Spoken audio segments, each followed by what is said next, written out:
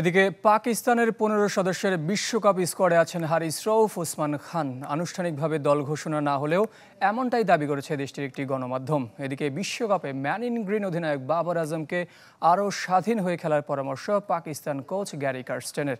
এদিকে অভিজ্ঞতা দিয়ে বাংলাদেশকে হারাতে চান টাইগারদের সাবেক ও বর্তমানে যুক্তরাষ্ট্রের কোচ স্টুয়ার্ট ল। ২০ দলের টি-20 বিশ্বকাপের ১৯ দেশই দল ঘোষণা করেছে, বাকি শুধু পাকিস্তান। আনুষ্ঠানিকভাবে জানা যাবে ২২ মে ইংল্যান্ডের বিপক্ষে প্রথম টি-20-র পর। কিন্তু এরই মধ্যে ১৫ সদস্যের স্কোয়াড জানিয়েছে দেশটির গণমাধ্যম জিও টিভি।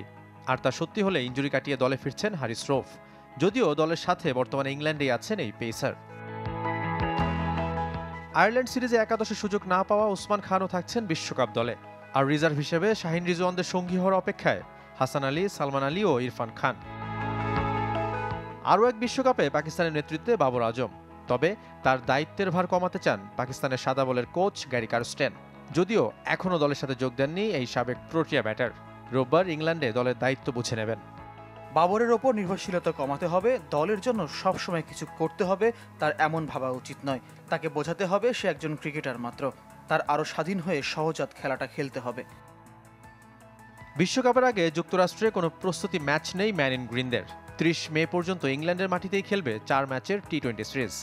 এরপর উড়াল দিবে মার্কিন মূল্যকে, যেখানে বাংলাদেশকে হারানোর স্বপ্ন দেখছেন স্টুয়ার্ট ল। নিজের অভিজ্ঞতা কাজে লাগিয়ে টি-20 সিরিজে লাল সবুজদের হারাতে চান টাইগারদের সাবেক ও বর্তমানে যুক্তরাষ্ট্রের কোচ। বিশ্বকাপের আগে ব্যাট প্যাচে হার্দিক পান্ডিয়া। আইপিএলে সবার আগে বিদায় নিশ্চিত করেছে তার দল মুম্বাই ইন্ডিয়ান্স। যুক্তরাষ্ট্রের বিমান ধরার আগে অন্তত শেষ ম্যাচে ভারতীয় অলরাউন্ডারের ব্যাটে রান দেখতে চান সাবেক অজি তারকা শেন ওয়াটসন। শাফাত মিদুল, চ্যানেল 24।